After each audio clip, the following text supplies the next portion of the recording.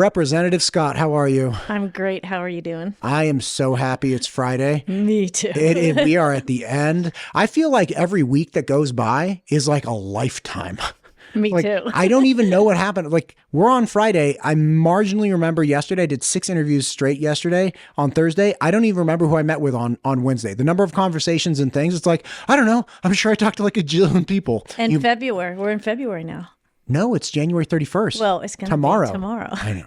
It's gonna be a lot. Listen, I really appreciate you making the time. I know everybody's running around like crazy. So bottom line is you had the first order of action essentially in the legislative session this year. And I'm going to screw this up, but essentially it was a resolution to make a communication to the federal government and more specifically the Supreme Court to ask the Supreme Court or say that Idaho feels you should rethink or re-examine the 2015 ruling on same-sex marriage. Is that correct? Yes. In essence? Obergefell. Okay. Yes. Great. Yes. And so the idea is, look, let's vote on it in the House. And it passed the House like 4 days ago? Maybe. Yeah. Like you said, it's all a blur. I did a show the day it passed and I remember talking about it. I don't even remember what it was.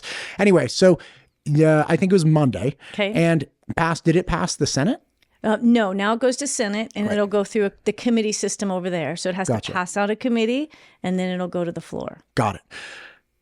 Talk me through this. Help me understand. Again, talk to me like I'm 5 and just help me understand what's driving you with this, what you feel. Just talk to me about the whole thing. All right. So let's start. Where did it come from? So I had someone approach me probably 8 years ago with this idea and said, we really need to look into this. This is an infringement on states' rights, but it's never been a priority. And this summer, I spent a lot of time getting all my little scribble notes together, all my little sticky notes, and I put them all on a master list of all the people that I've talked to and their bill ideas. And this person was quite persistent. And I called them up and I said, hey, this is the year. I'm organized. I'm getting ahead of the game. I'm going to start looking back through my list. And you've been persistent. And so I'm going to run it this year. Not knowing at the time a lot of the details, I knew where I stood on the issue, but sure. I just don't know. You don't ever really know it until you have to go present on it. And then you're like, oh, you start researching and learning more and more. So I had it drafted early on. It was pretty easy drafting. And so the first week there wasn't much going on. And I thought, well, let's just get this one out of the way. And so I ran it. I introduced it and it was printed, which means you run it as an RS, which is like a draft idea. And if the committee likes the idea, then they turn it into a bill. They give it a bill number. And then it becomes officially like in the state registry. Yes, or something. Exactly. Yeah. And so this isn't a bill. A bill usually it changes the law. Sure. This was a joint memorial. Got it. And a memorial is kind of where the legislature stands on an issue. And it kind of makes a bold statement. And so, which is distinct from a resolution. Yeah, I can't. Or kind of, they're similar. They're kind of similar. Matter. I'm not even sure I know that, they're somewhat the same. But I definitely don't know the difference. I just know there are a lot of words. Well, it's a lot of like, you make a lot of statements like, whereas this fact, whereas this fact. Semicolon, whereas semicolon. This fact. Whereas this fact, and then you get to the end and say, now therefore be it declared. Sure. And I think if there's an action, it's probably, I don't really know. I should say, so I've run both, but I don't know the difference. So a joint memorial. When I say joint, so it's HJM1.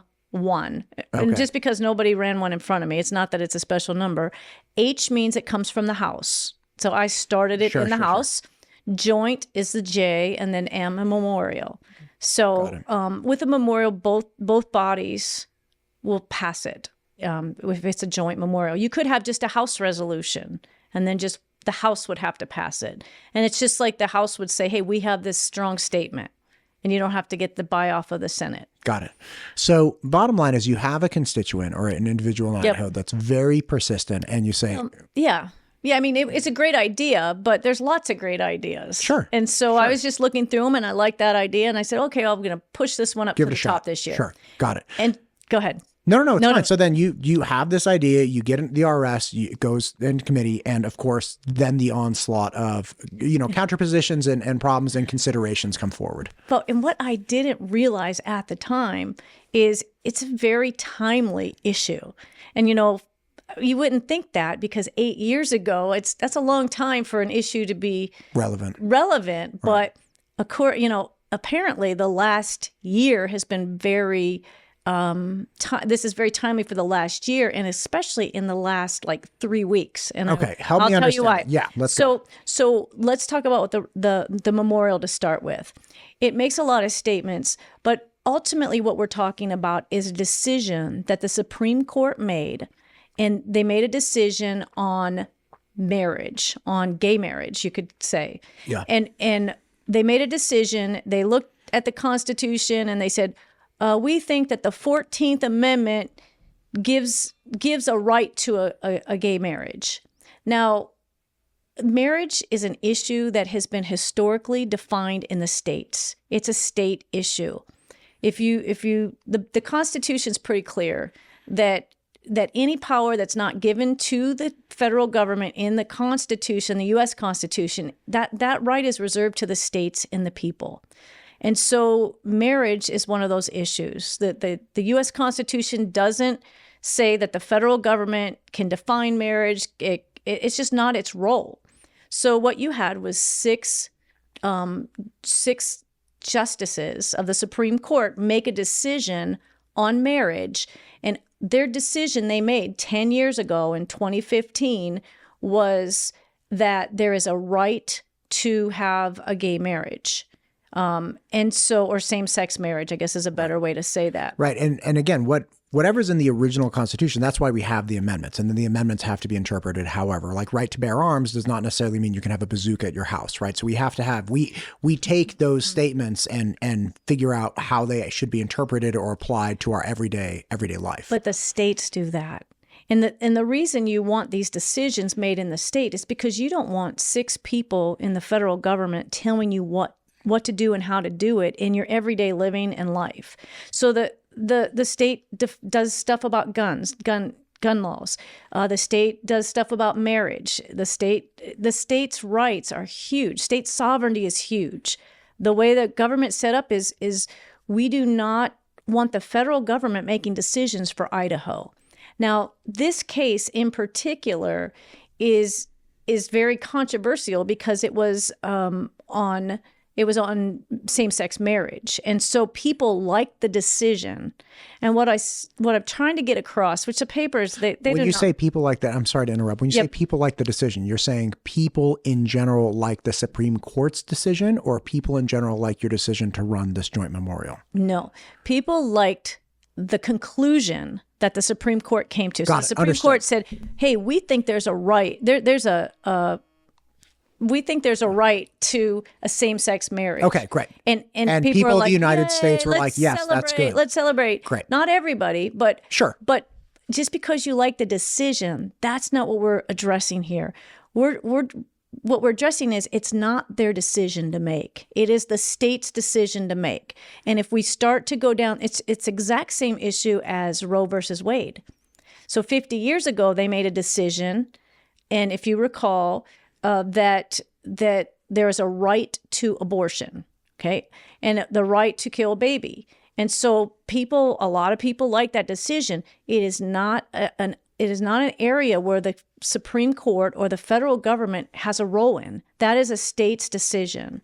And so that got overturned, as you know, and that decision comes to the state. Now, some states, they do full abortions to birth, and some states say we don't want any abortion, but that's the state's decision. That's the people's decision. So the people can actually go and have testimony, go to a public hearing, go to their legislators, push for an issue, put an initiative on the ballot. That all happens at the state. That's the democracy, and you want that. You don't want a federal government that can define rights that aren't there. Okay. There's a lot here. I know. Question for you. The abortion up until birth, that was something out of Virginia, wasn't it? I can't remember exactly. I don't want I don't want to name the wrong state, but I tried to look this up because I do jiu-jitsu, and somebody at training was like, oh my gosh, this thing with abortion until, I was like, holy cow, wasn't that like only in the case of like the moms dying, or is there a really elective termination up until like month 9? I do not know. Oh, okay. I do know that once it got returned to the states, every state has a different view on it. But you're not aware of necessarily no, any I state couldn't tell you right which. now. I don't know which states are doing what. Okay. I would imagine that they are. I mean, because they were trying to do that once it was at the federal level and do it for all states. But that's irrelevant. The relevant part is that it's a state's decision. It's a state's decision. Gotcha. And again, this is not an abortion discussion, but like I was just, that was one thing that I had heard, and then I tried to flesh out, you mentioned it. So I could Google it while we're here, but it's fine. Listen, you go down like a rabbit, because what happens is obviously you get these little snippets of information. So it takes a while to actually be like, okay, wait, what was the entire conversation they were having? And because you end up, it's my understanding that the theory was that if you end up in a situation where a mom's life is going to end, then you could do whatever you had to do to keep the mom alive. And again, we don't have to go. No, that's in Idaho. So no, I know, but in the area that my friend was telling me, hey, they can do like abortions at delivery. And I had looked, you were saying like up to the day of birth, right? Yeah. And I had looked it up. It doesn't matter. Yeah, I don't like know. Neither one of us are like obviously fantastically educated on this particular issue.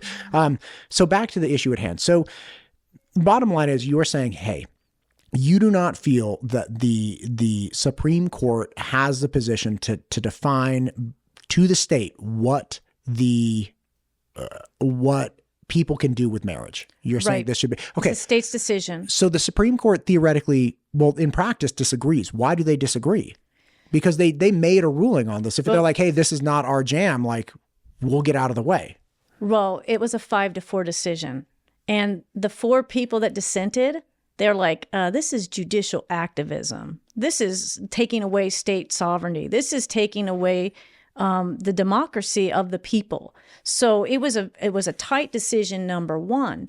But what happened with that decision is when they made that decision, it's saying the government gives you a right to do something, and it forces people to agree with it, or you're going to go against the government. And so this is where I said it's very timely. If you remember the case of Kim Davis, I want to say Kentucky clerk. Okay. She's a Christian. She doesn't believe in gay marriage. She believes marriage is between a man and a woman designed by God. So she's a clerk, a county clerk, and some gay people come in and they want a marriage license. And she's like, I'm not doing it. She's like, this it goes against my religion. She's a clerk. It's not like she's a big activist or anything. She's just like, I don't feel comfortable doing this. She asked her work. She said, can I get an exemption? And they would not. They ended up, because she refused to do it, because she had strongly held beliefs, then they put her in jail for 6 days. And she's been battling in court ever since. And so when the government's telling you, you have to accept a right that they've created, and they did create that right they found it within the supremacy clause, and they created this right, like, oh yeah, there's a right to abortion. When they did that, it caused all this conflict with religious rights. And that's what's happening with the same-sex marriage decision. So you have the cake maker. So you have Kim Davis. No. Actually, just to be clear on the case of the county clerk, this was actually a really interesting to bring this up. We had that, or not we, I'm not on the legislature, but there was the vote regarding mask mandates recently. And that made me think a lot about, horrendous pandemic and what we were all going through. All of a lot of the teachers in the area that I was living at the time were like, you can't make us do this stuff. And I remember thinking about that, like, okay, but this is not like, you don't own this job. Like you don't have to do this, but you also don't necessarily have a claim to this job. And so the conflict came where it was like, no, you also can't fire me and you can't make me do this. It's like, okay, but this is what we're asking you to do. Like you're the, whatever it is. We don't need to rehash that. But in the case of Kim Davis, like, do we view it as the government was forcing her to do something, or just saying, hey, this is part of the job and you certainly don't have to do this job, but like, this is, and again, I don't know, but it was like, they weren't forcing you, saying like, I don't even care if you don't work for us, you have to engage in this behavior. It's like, no, this is the contract for the job, and you got to like fulfill this contract. So that they're making her violate her religious, they put their decision of religious, they violated her religious rights. That's why she will win that case.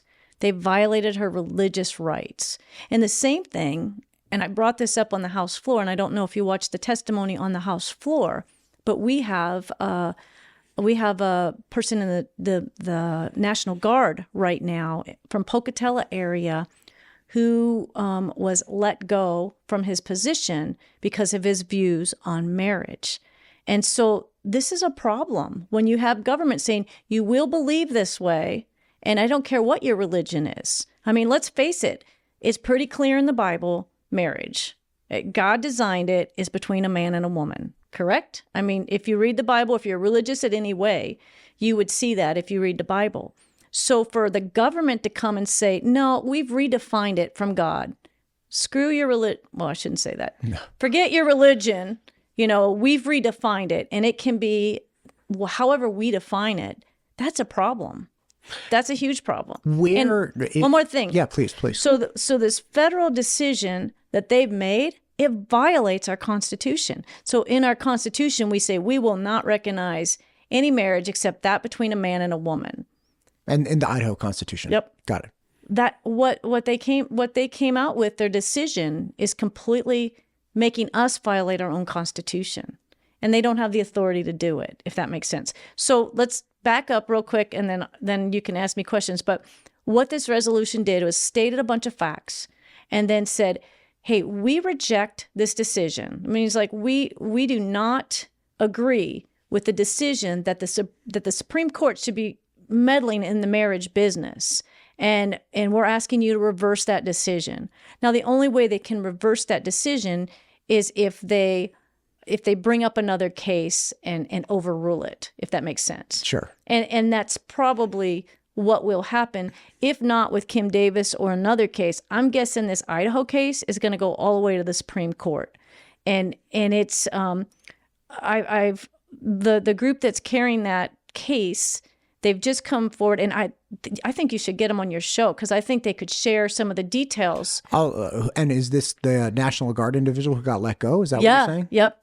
And so it's Liberty Counsel is the legal firm that took them on, and they never lose anything. They only take really good cases, and they fight for people's religious freedoms because you can't violate other people's rights. That are God-given rights and that are guaranteed rights from the Constitution, if that makes sense. Got it. Okay. That's a lot. Sorry. Listen, right. I appreciate, this is why I want to understand what's happening, right? So let's take one step at a time here. Now, first off, you're saying the Supreme Court does not have the authority to, it sounds like, pass a law or have something that goes counter to the Idaho State Constitution. Is that true? They don't have the authority to create rights out of thin air. And that's what they did. That's what they did with the right to abortion, and that's what they're doing with the right to marriage. It's not a federal issue. It's a state issue. Okay, but if that's true, how do these laws hold up for any, if they're doing something that they're literally that you don't have if I just say kerfluffin and kerfluffin's supposed to deliver me a beautiful car, it's well, that just doesn't work, right? If they don't have the authority, at least somebody in the legal system doesn't agree with that interpretation. Right. And that's why you'll see challenges. But what you do have is a lot of bureaucrats that say, oh, this is how we have to do it now. Or you have people that agree with the decision that will push hard to implement it everywhere and anywhere they can at all costs. So this is what at the heart of it, which is listen, you have a certain, and again, I don't mean this in a bad way at all. You have a certain interpretation of what the Supreme Court has authority to do, and other people have a different interpretation of what they can do. No, they know. They just like the decision. They like the decision that the Supreme Court confirmed marriage, same-sex marriage. They like that decision, and so they're they're saying, oh yeah, we don't agree with this memorial. But what happens? No, I'm just saying like nationally, like in 10 years ago, the Supreme Court makes this decision. And at least there has to be a large enough body of the legal part of the legal system that is like the Supreme Court has acted within their rights. Because if the Supreme Court didn't, then like everything would fall apart, right? Like it's not just people in Idaho, is what I'm saying. It's going to be on a case by case basis. It's like the baker that's been sued because he does not feel comfortable making a cake for same-sex marriage. Sure. Yeah, why would we force someone to do that? Why would we violate his religious liberties? Why would we do that? Why would we try to force it? And now they run lawsuits against him and say, you're discriminating against me because I have a right that the Supreme Court said I have. Supreme Court didn't have the authority to give them a right because the government doesn't define rights, right? Rights are inherent. Where do your rights come from? Well, I mean, theoretically God-given rights, right? Your rights come from God. They're inherent. Okay. This is the other thing that you said that I want to be clear on. You're saying, look, the government doesn't have a right to go against my religious position or beliefs. Understand. Whose religious beliefs, right? Because we get down this really slippery slope where it's like you may have a set of beliefs and you're saying, hey, this is my belief and you don't have the right to violate this belief. But what if the thing that you don't agree with is actually the core of somebody else's religion? Like, which religion do we pick? So this country, and I'm not a historian, I'm not a scholar of the Constitution, but this is a Judeo-Christian based country. Sure. Yeah, and our Constitution was designed, it says, for a moral people. Sure. And so that morality was built on God's word. Whether people like it or believe in God's word, the founders, that's where our country was built on. So as time goes on and people get away from a religious people or a biblical based worldview, and they get into more of a non-biblical worldview, you're going to see more and more conflicts like this. Okay, but what understood? I understood. And again, there are a lot of foundations with like the individual autonomy at the center of the concept, right? Where it's like individuals are supreme instead of groups and things of that nature. So like, right. I'm with you on that. But like, we have a constitution. They didn't just say, here's the Bible, this is how we're going to run the country. Right. They were like, listen, we're going to have this very narrow view of what government is for. Right. And although it may be based on principles and concepts within the Judeo-Christian practice, it's not supposed to be like, and we're doing this because of Jesus. Like, at least that's my understanding. I am an idiot. So like, you have to help me understand it. But I just don't understand how we go from like, hey, these people were, believed in, individual autonomy and independence and things of that nature. And therefore like, this is the religion that we should follow instead of these other religions. So let's get away from religion. Let's just stick to the Constitution. Sure. Is it their role? You go look at their delegated powers. This is not a role of the federal government. They shouldn't be in the marriage business. They shouldn't be in the abortion business. It's not their role. They shouldn't even be in a lot of businesses they're in. They shouldn't be in the education business. There's no delegated power to the federal government that they're supposed to be involved in the education of our children. That's a state's issue. We should be discussing that in committees at the state level, at the county level, at the school levels. So what happens is every time they give us federal money with strings attached, then they violate the Constitution and we take the money and look the other way, right? So they don't have any role in education. And here we are taking federal money for education and in putting Common Core and different agendas into our education. Well, Common Core has been out for a while. Well, I understand. Yeah. I mean, but you're saying it came in. Yeah. It came. Yeah, it did. Understand that. So bottom line is you're saying, okay, forget the religious argument, right? For you, it's just, hey, from a legal standpoint, this is not the federal government's place. Got it. And again, we saw this interpretation with, again, Roe versus Wade getting repealed and people saying, hey, states can decide what they want to do. And you can like it, you can dislike it, you can do whatever you want, but it's a state issue. Well, what happens when they make a decision you don't like? So let's just say that Trump comes out and they've got all new judges, or they retake this up and they're like, absolutely not. So the Supreme Court comes back and says, absolutely not. We will not accept, there's no marriage between same-sex marriages. Okay, got it. Then all these people that are going, no, then they're going to go, hey, this is a state's rights. The Supreme Court shouldn't be, just because they got the decision they want, they're accepting overreach. They're accepting federal overreach because they like the decision. And what I'm saying is, no, we cannot go down this road for any decision. The pendulum will swing and they'll get a decision they don't like. And then that's what my point is. Giving. And your point, actually, I have been saying to a lot of people, which is like, listen, you don't want to put too much power in any centralized location, because even if you happen to like the people and what they're doing right now, if that office or that position holds that stick, somebody else gets the stick in their hand and they might be hitting you in the head with it. Like, that's a really, really bad thing. So I have a great appreciation for that concern. One more comment here. It's not about the decision if same-sex marriage should be accepted or not. It's about who should be making that decision. Should it be the Supreme Court or should it be the states? And I'm saying it's the state's decision. It's not the Supreme Court's decision to make that. That's what the point of this is. Got it. Now, I am going to make an assumption and go out on a limb. It is unfair. Please, you don't even have to correct me, okay, but I'm going to assume if it comes back to the state, you probably wouldn't be a huge fan of same-sex marriage. And I know that's an unfair assumption to make. I'm not trying to be callous, but what I'm trying to do is figure out, okay, let's say it comes to pass and the Supreme Court says, okay, look, let's give it back to the states. And let's say the people of Idaho say, hey, you know what, marriage? I really like marriage between a man and a woman. That's what the people of Idaho say. Okay.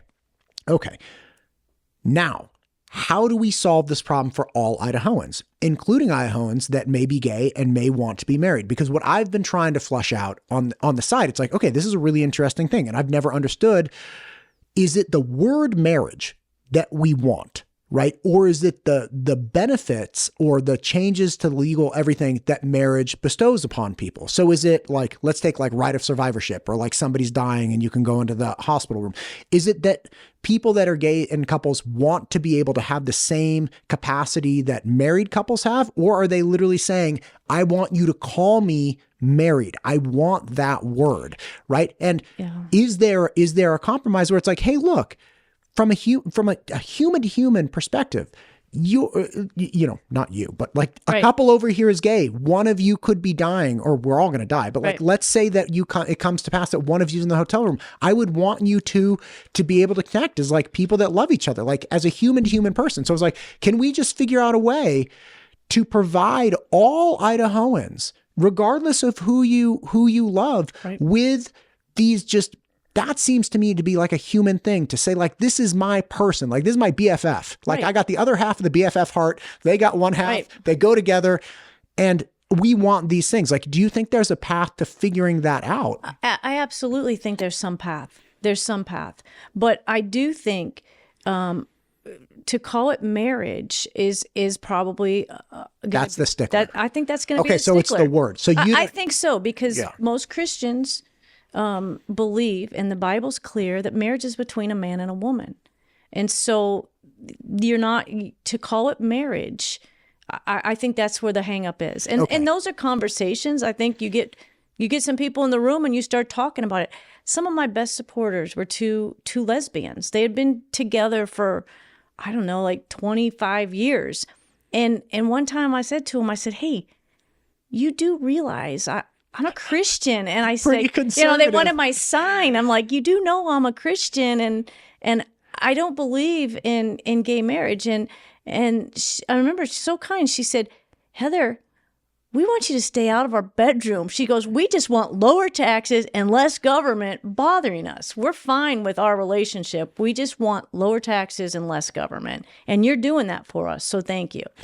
So I love that. That's really... Okay, so let me ask you this then. Okay, so for you feel like for the Christian-based people here, the whole word marriage, are like, listen, we're keeping this word. But would you, and again, I know I'm kind of putting you on the spot and tell me to just piss off, but if you're like, hey, listen, we're going to make like marriage with an asterisk, or like spell it backwards, or call it domestic partnerships or civil unions, whatever. And the whole list of 100 things that apply when you get married, we're going to have the identical list of 100 things minus the marriage word. So from a functional standpoint, you're not going to be kicked out of, the hospital room. You're not going to be denied access to children, like whatever it might be. Would you be effectively, and again, I don't mean to put you on the spot. So I think, yeah, I would entertain all that. Just don't force me to say that that's a marriage, because in my eyes, that's an abomination to God. And so do I respect those people? Absolutely. Do I hate them because they believe something different? No. So I have no ill will towards them. I don't want their lives to be harder or anything like that. I want them to know the truth, but at the same time, I don't want to keep things from them. And so, yeah, I think marriage is the key word. I mean, just to be fair, I have not thought this all out. No, neither have I, obviously. Right. Yeah. Listen, that makes two of us. We obviously need some gay couples to talk. I mean, you need more I would love of a to conversation. understand. I had Bill Mitchell, who's an attorney and an advocate. He came in and we were talking about this, and I asked him the same question. I was like, Bill, is there a way we could just like iron this out? Because like, can't we make everyone happy? And generally, what people say is like, well, if you're not married, you can't, again, hospital room when someone's dying. And it's like, God, my heart breaks just thinking about that. Right. It's like, okay, can we fix that? Like, can we get you the 100 things that you get under marriage? Can we get you them under like marriage with the asterisk or whatever the word is? Can we get you those things? And then the people that are very Christian oriented, that say marriage by definition in our mind is this, and like you can have these benefits, just don't make me say you're married, and like everyone's happy. And I was chatting with him and he said, we were kind of working through the same thing, and he said, well, I think some people just really want to have that word marriage, and it's like, okay, so it's a fight over a word. Like we're fighting over a lot of words these days. And it's like, absolutely. We're fighting over the word woman, right? That's my point. I'm a practical guy. Like, I'm like, can we just figure out a solution? Yeah. Like, is it really just like you demand that, or not you or anyone, but like, if it's just a fight over the word, then like, okay, let's just say we're fighting over a word. If it's a fight over the legal standing that you get, okay, let's resolve that. But if it's really just the word, tell me you don't care if you can get into the hotel room. Like, tell me you don't care about any, or excuse me, hospital room. Tell me you don't care about any of this stuff. I don't think you would. And I don't think people would. It's like, don't force me to call you a woman because you've changed your sex, because to me, I'm lying. But if you force me to call you a woman and because you've had a sex change, that's a lie. Because in my heart, you're a man. In your genetics, you're a man. It's a lie. And it's like they demand you accept, you call me a woman, you call me the correct pronoun, or whatever they're going to do. That's very offensive to a Christian. That violates my rights. If the government says you will call this person a woman or you're going to jail, right? You call them the right pronoun or you're going to jail. We took care of that in Idaho, but you see what I'm saying? Oh, I understand. You force me to lie if I say, yeah, those two men are married. I get they're in a partnership. I get they're gay. I get they love each other. They live together. They do sexual things together. Yeah, they just do life together. Yeah, but I will not say that that's marriage as defined by. So you're saying it's really like it's like the pronoun thing. It's like don't force me to eat your lie. So you really don't, or it doesn't seem, I don't want to put words in your mouth. It seems like you're really less concerned about like, listen, hospital rooms, right of survivorship, just don't make me say marriage, just like don't make me say woman for, the swimmer Leah Thomas. Well, Christians believe in God and they believe in Jesus, and they believe in free choice. And everyone, that is the beauty about Christianity. Everyone has a free choice to accept Jesus or to not accept Jesus. So I don't want to force someone to become a Christian. If they don't want to do it, that's their choice. It's not like you have to do it my way. But don't force me to say things and do things that are against my core beliefs. Do you know what I mean? Yeah. If that makes sense. No, I'm working it out right now. We're both. And again, I came into this not knowing, and I'm really getting a better sense of what you think. And it's like, okay, so you think just in general, the Supreme Court should not be weighing in on abortion and marriage. You also, at just a glance, seem to be okay with like making a parallel system of union between two humans at first glance. Obviously, we'd have to work things out. I don't know where that goes, but I'm saying I haven't thought all through that. And so as being as you're a legislator, then you start putting that out there, and the next thing you know, like, let's not do that then. Scott said she let's not do that and the other. And so no. And if people do that, those people suck. Well, it's like we're just trying to have an honest conversation. The newspapers suck. Okay. Every one of them. Excuse me, Representative Scott. Who cares about the newspaper? Nobody. Right, so but they think they do. I'm sorry. That's my point. Like, okay. I'm not throwing shade. I am throwing shade on some newspapers. Like, I don't know. Like, I was a paper boy in high school. Like, I remember, hucking them and looking at them, and it's like, it seemed antiquated then. And that was like 1999. I don't know. We're like subsidizing them now, pretty much. No, I think we 100% are. Here's one for you. County clerks are required to publish in local newspapers when and where their elections will be held, even though everyone knows no one reads the newspaper. You want to hear something even better? Yeah, so I have a county, Shoshone County, and they're required to do public notices. They don't have a newspaper in the whole county. They have to go to another county to publish their public notices because it's state law that they have to put out, all the... Wait, so that they go to a different county, they publish in the other county, and those papers don't even come back to Shoshone? Absolutely, yep. Okay, this is wild. Can I become like a localized newspaper and you guys just pay me to publish something that will never make it to Shoshone? I'll deliver it to my neighbors. I'm telling you, it's bad. And well, that's a whole nother story. So we just dealt with this week. Yeah, listen, we deal with so much. You really do. And there are, as I always find out when I meet somebody that has taken a course of action and people are like, wagging their finger at it or doing whatever.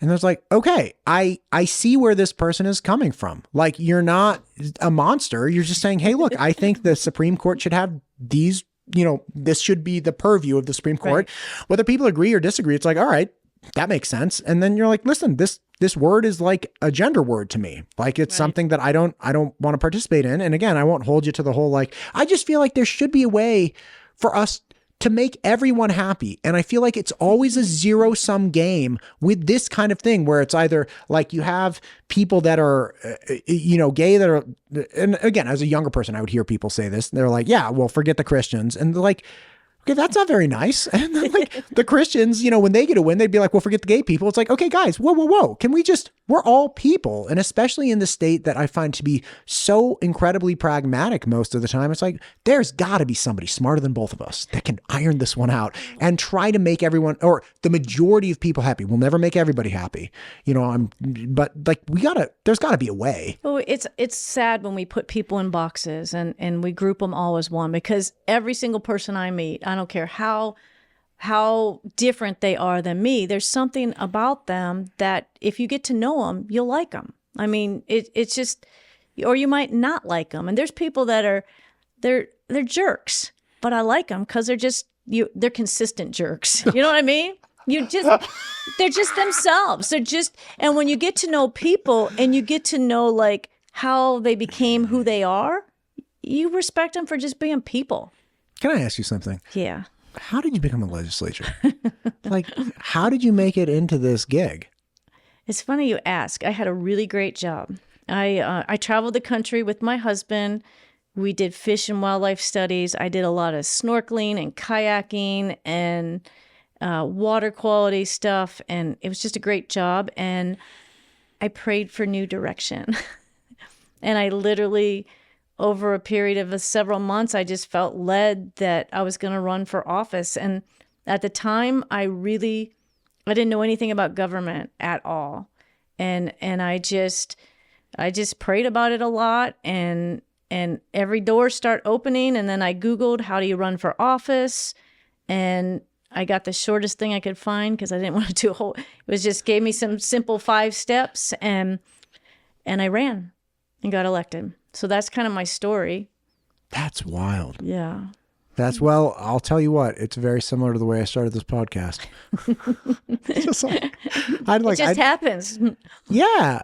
Yeah. And it's like, all you got to do is keep moving forward. You know, you don't necessarily, like, I don't have a background in audio video engineering. Like, I don't know anything about cameras. I had this horrible thing. I didn't know what white balance was. You don't know what white balance is either. No. But it's the way for a camera to figure out what actually is yellow and what's green and what's red, because wavelengths of light change. So like no matter what the wavelength of light is, we can generally see that an apple's red if it's a red apple. Okay. Anyway, cameras have that. And they have generally like auto white balance, because you go with your iPhone from an inside to outside, you still look the same. I had no idea what it was. I screwed up so many episodes because like it was on auto and people were changing colors. What color am I going to be? You're going to be fantastic. Okay, like okay. beautiful saturation. The skin tone's going to be perfect. I promise you, it's going to be great.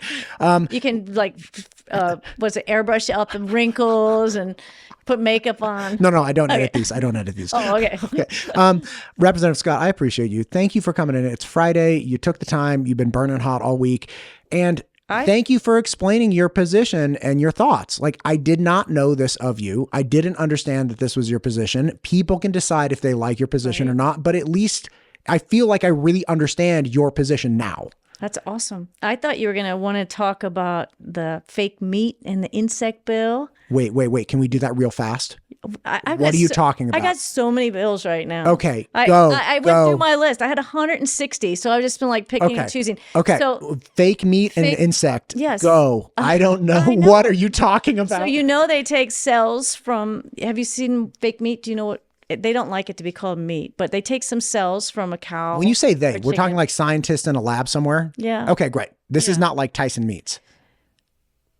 I don't know. No comment. Okay. I don't know who's in it. I did see one of the big names that were maybe partnered, in some experiment. I don't know. It's okay. One, but I'm going to shut up. I know you just go ahead and tell me the problem. So, the problem is the World Economic Forum.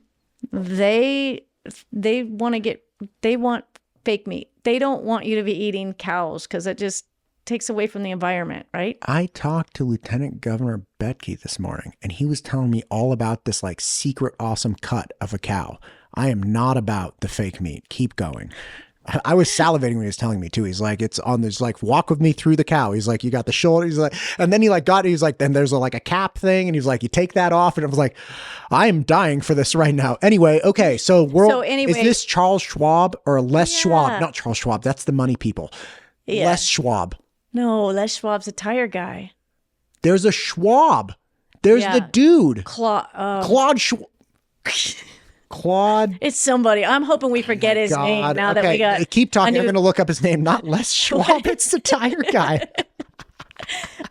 Go. So anyway, they can actually grow meat now. They can grow it into. I mean, it looks like meat. We call it fake meat, but it's. Some states are already outlawing it, and then it's Klaus Schwab. Klaus Schwab. Thank you. Bald guy. Look at him. The one that said you will own nothing and be happy. Okay. I shouldn't have said that he was bald. I know a lot of bald people that are awesome. No criticism. That was the first thing I saw. Have you owning nothing and being happy? Yes. Not a big fan of that, though I was broke in college and I was pretty happy, but I do not want to relive those times. No. So anyway, what we want to do is... Did he really say that? Yeah. When? That's like the big thing. You didn't know that? No, but you know what I find funny? When you're a kid, listen to me. When you're a kid, you want like a big fancy house and like a lot of money. And then when you get older, you're like, I just want to be in a van down by the river. Like that's funny because like what's his name had it right. The dude who did, Chris Farley had it right. We always say, we need 50 acres or 60 acres. Like, no, I can barely handle 15 acres. I can, you know what I mean? You can't even upkeep 3 acres. Yeah, man. I can barely handle my dumb French bulldog. He's a jerk. Anyway, you were saying Klaus Schwab, World Economic Forum. Yeah, they don't want you eating real meat. What were you saying about like the chicken meat? What's your bill? So they can actually grow it from cells in a lab and then package it. And so some states have outlawed it before it's even gotten into their states. They're in lawsuits right now. So what we're going to do is label it. So if you have fake meat, which we're going to call it alternative protein. Oh my God, are you serious? Yeah. So I can't remember. I should have brought the bill. Alternative animal protein. If you have alternative animal protein, you're going to have to label it so people know. So you can't be fooled by it. And if you have insects in your food, which is becoming very popular now with ground up crickets and mealworms and army ants, I think, or there's like the black flies. But they're high in protein. Yeah, so you can put them in your protein drinks. But I just want labeling on that so people know like what they're eating. Wait. Right? Representative Scott, do we currently have insect food for human consumption in Idaho? Yes, I think so. Okay, do we have we have lab grown meat in stores in Idaho? No, we do not have lab grown meat in stores in Idaho. Okay, but we have like cricket flour or protein meal or something. They're putting them a lot in cookies and flours and like granola bar kind of things. Did you watch Game of Thrones? No, what's wrong with you? Okay, well, the books were fantastic. They were really, really long, but in one part, there was this bodyguard of Daenerys Targaryen who was like the Dragon Queen. Belwas, I think was his name. And he was like this giant, huge, assassin guy. And he ate these honey-covered locusts and they were poisoned. They were meant for her. And like he almost died. So, yeah, so he took the hit. But they sounded really good. To be honest, like they sounded like crunchy and sweet at the same time. So like I'd try some. Listen, if you know somewhere I can get honey-covered locusts in the Treasure Valley, I'll give it a shot. I'll give it a shot right now. I was talking to Bobby Joe from the Boise Metro Chamber yesterday. And I was like, do we have pate here? Have you ever had pate? Is that a Scottish food? I think it's French. Okay, but it's like liver. It's essentially you don't like liver? I don't like things like that. I like mashed potatoes, gravy, turkey. Oh, you can put gravy meat on liver. Not so much. You're pate, not like in Oregon. No, it's like wait, where'd you come from? Northern California. No, I'm not a cultured guy. I'm not cultured. Okay. I'm not cultured at all. Check. No, I'm not. I'm an idiot. Like I'm meat and potatoes, gal. No, listen to me. I crush a tri-tip. I thought the pate. I had pate once because I do have a friend who's cultured, and he took me out to dinner, and they like brought out these little jars with like these. I think they're called crostinis, like little toasted bread. That like I don't know, right? And he just starts smearing this stuff on. I was like, is that cat food? Like, what the hell is he doing? But it turns out pate is made from like liver and garlic and a bunch of spices, and it's really good. Like it has this really awesome like livery flavor. I figured you're on like 15 acres. You don't like organ meats? I do eat elk meat and deer meat. No, not wild game. I'm saying organs in particular. No, I'm not going to eat. Think about it. A liver. Yeah. Doesn't that like get all the nasty stuff out of your body? I think that's kidneys. I think the liver helps with that too.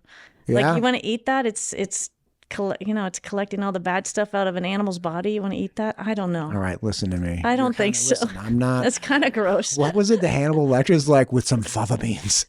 Oh my God. I just referenced Hannibal Lecter. All right, here we go.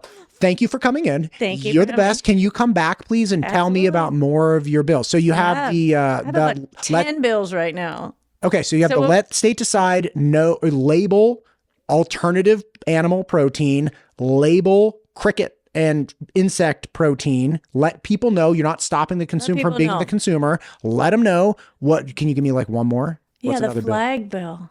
Is that Representative Hill? What's the flag bill? The flag bill. So Representative Hill brought the one for schools, colleges, and universities. Mine is for cities, counties, and the state that they cannot put these controversial flags or sex flags up. Are there sex flags? I would think so. Wait, what do you mean? The pride flag? I think that's a sex flag. It's talking about. What does it mean? What does it mean? Hang on. We've had a great conversation. This is a little bit of a stretch. Okay, wait. It's not a sex flag. Yeah, it kind of is. Okay, just tell me how. It's making a statement about if you're heterosexual or homosexual. That's talking about sex. It's like we don't need that stuff. It's a controversial topic. It's a personal agenda. It doesn't need to be put up in government buildings. Let's just stick to the American flag, the military flags, POW flag. Let's get some more, more Americanism in our country. Let's get, we need to go back to patriotism and unite, not divide people. They're very divisive, as as Obergefell has been. Can I ask you something? Yes. Okay. I hear what you're saying. Yeah. Okay. And in fact, I have a show I'm going to do with an individual who works for a nonprofit that brings missing in action or killed in action soldiers back home. So like they're deep diving in like the Pacific and like finding wreckages and, bringing people back home to rest, which I think is really, really, really cool. So, just that flag's included. Yeah. Awesome. Okay. Where I talked to Representative Church yesterday morning. She was my first interview. I did 6 in a row. She was my first one. And she said the funniest thing. She's like, Idaho has classically, and she's got this like real, Idaho is classically like more cows, lesbians, and firearms per capita than like any other state. I was like, holy cow, that's wild. And she's like, we used to just be this, kind of badass libertarian state that was like, do whatever you want, whatever, like be independent and move on with your life. And I know people feel in general that the Idaho government, the state government, has really been taking more and more and more steps, some people feel, to intrude on personal liberties. And instead of being okay. So where does the flag fit into this? Like if a local, like say Nampa, which I doubt they would do, but say Nampa as a like local city is like a local tax funded city? Sure. Okay. Sure. Yeah. And the taxpayers elect the city council, and the taxpayers elect the mayor, and the taxpayer elect the, city manager, and all of those people elect that person. And those people collectively, just again, hypotheticals, Nampa, I don't think Nampa would do it, but collectively they're like, hey, we would like to put up a pride flag. A political statement flag. Okay. Well, sex flag, political statement. I'm just saying like, let's say pro-Palestine or pro-Israel. No. What about that? Listen, Yeah. I'm an idiot. You can ask me questions. I don't have answers. What I'm saying is, how does this factor into the best government is government closest to people, and we need to give local control instead of state control? How does this flag fit into that? And I don't know the answer. I'm literally just asking. It's your taxpayer dollars, I believe, should not be pushing any agendas. They should just be doing the minimum possible to run the government. To get the roads done, to get the prisons, to deal with the schools. They don't need to be getting into social issues and pushing agendas or ideas. It's not the role of government. And so But what if the local people feel it is the role of their local government? Then they can put flags up at their houses, right? Oh, so you're... if every person in Nampa wanted to put a certain flag up, no problem. But that's not the role of government. Government is supposed to be government, right? They're not pushing They're not supposed to be pushing agendas. I mean, we allow our government to push agendas, but it's just not the proper role of government to be pushing political agendas, social agendas. It's just not. So, listen to me. We've talked about 4 of your bills. I don't want to take any more of your time. I appreciate you. Thank you for coming in. Thank you for having me. I have enjoyed speaking with you and understanding your perspective. Come again. I'm not far away from the Capitol. Yeah. Let's just keep the conversation going. Thank you. Thank you.